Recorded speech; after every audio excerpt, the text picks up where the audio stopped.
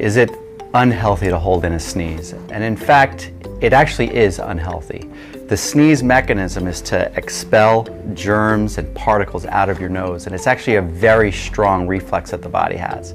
So with a sneeze, if you hold the sneeze in, you're pushing the pressure back into your head, and in fact, you can cause some injury or trauma to your eardrum by holding in a sneeze.